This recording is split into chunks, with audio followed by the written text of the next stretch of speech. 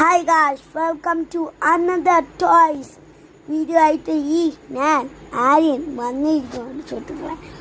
അപ്പം ഗായ്സ് നമ്മളിന്ന് ഹോട്ട് വീൽസിൻ്റെ 9 എണ്ണം നമ്മളതിൽ ഉണ്ട്. അതെല്ലാം നമ്മളിന്ന് കാണിക്കാൻ പോവാണ്. ഫസ്റ്റ് കാർ ഈ കാറാണ്.